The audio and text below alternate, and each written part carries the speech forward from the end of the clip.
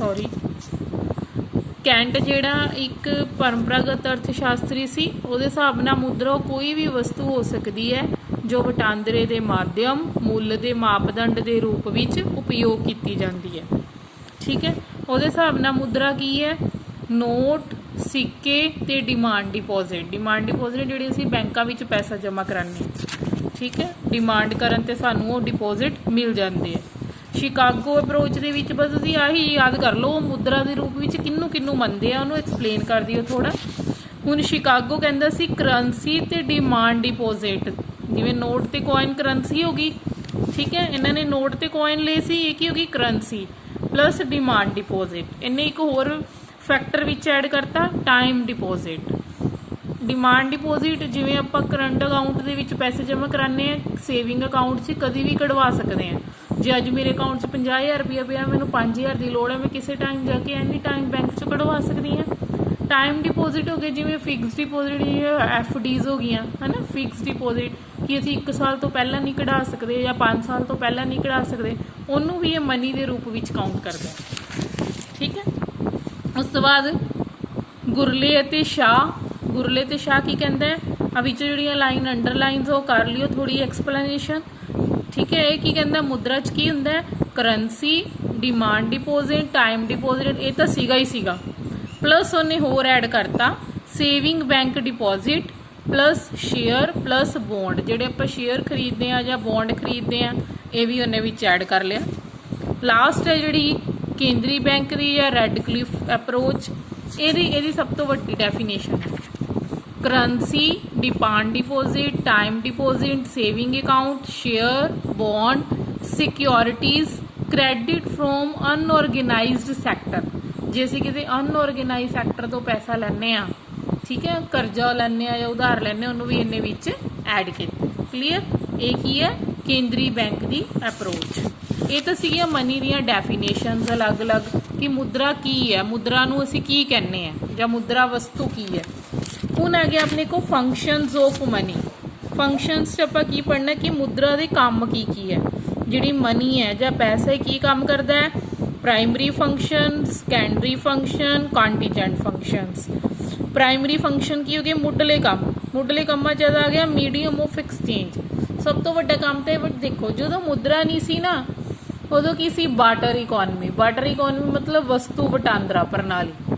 वस्तु वटांदरा प्रणाली च की हुंदा सी, किसान ने अनाज दिता उहदे बदले मोची कोलों चप्पलां ले लिया, अनाज दिता ते लक्कड़ वाले कोलों लकड़ी का समान ले लिया। पर उहदे विच काफ़ी प्रॉब्लम सी कि उहनूं मैयर नहीं करना आंदा सी, ठीक है, पैसे नूं कि किन्ना को अनाज दवे जिहदे बदले च उहनूं जुत्तियां दे बराबर हो जे, है ना।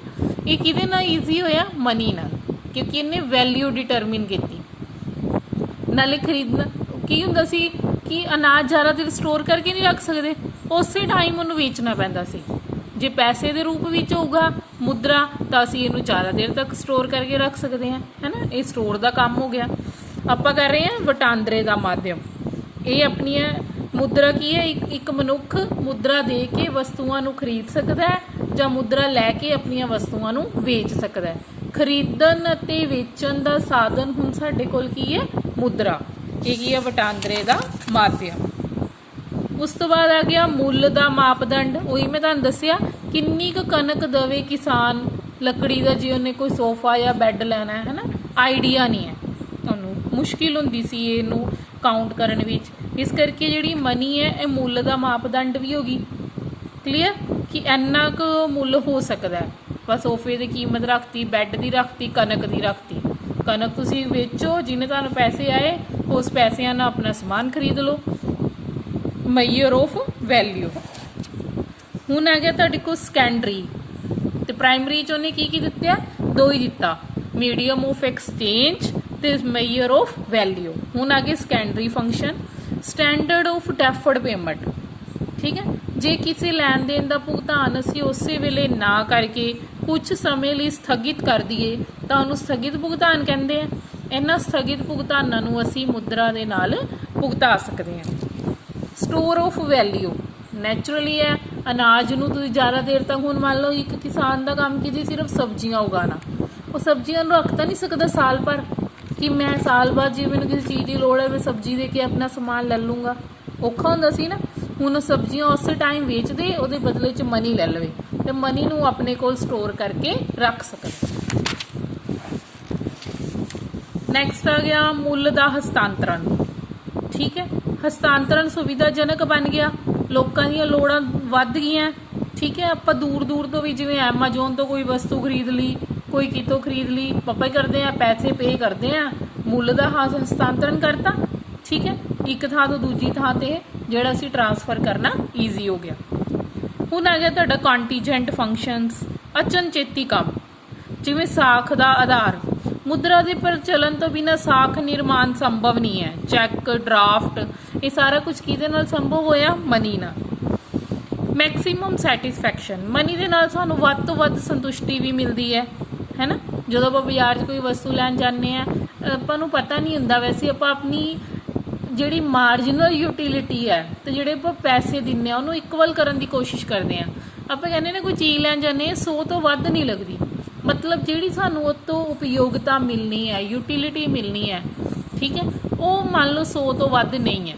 इहदे नाल की हुंदा कंज्यूमर सैटिस्फाई हो जाता है, इहनूं कहंदे आ maximum satisfaction. Distribution of national income, हुण राष्ट्रीय आमदन की वंड करन च किवें हैल्पफुल है ये? जिवें आमदन नूं 4 भागां विच उहने डिवाइड करता। ठीक है, मजदूरी, लगान, लाभ अते ब्याज की दर। ठीक है, इन्हां चारां नूं किस रूप च भुगतान करेगा? मुद्रा के रूप में। 4 फैक्टर हुंदे आ ना, उद्यमी, पूंजी, किरत ते चौथी अपनी भूमि। उद्यमी नूं की देता उन्हें मुद्रा के रूप में? प्रॉफिट। भूमि नूं की देता? लगान, जिन्हों रेंट कह दिंदे आपां, भूमि का रेंट। पूंजी ते आपां की देती उन्होंने? ब्याज। ठीक है, नैक्सट 4th फैक्टर किहड़ा बचिया? किरत, उन्होंने आपां देती मजदूरी। सारिਆਂ ਨੂੰ ਆਪਾਂ मुद्रा के रूप में भुगतान कर दिता। इस तरह राष्ट्रीय आमदन का माप करना भी ईजी हो गया। निर्णय का वाहक, ਉਹੀ ਆਪਾਂ कुछ समय लिए अपने कोल पैसा रख सकते हैं, है ना। मान लो ये साडा डिसीजन भी चेंज हो सकता है। पैसा रखिया सी मैं कार खरीदण लई, लेकिन जरूरी मैनूं बच्चों की फीस देनी पै गई तो मैं उधर देती। ये की हो गया, मैं अपने डिसीजन नूं चेंज कर लिया। गारंटी ऑफ सॉल्वेंसी, कई बार शोधन समर्था की भी गारंटी होंदी है ये नाल। मतलब मनुख या संस्था कोल मुद्रा उस समय की शोधन समर्था की गारंटी है, क्योंकि आधुनिक युग विच मुद्रा का बहुत ज़्यादा महत्व वध गया है। ठीक है, यदि अपनी जिम्मेवारियां का भुगतान नहीं कर सकती तो जे मान लो कोई अपना पैसा देन तो मुकर जे जां उसके काबिल ही ना रहे तो आपां दिवालिया कह दिंने कि दिवालिया हो गया।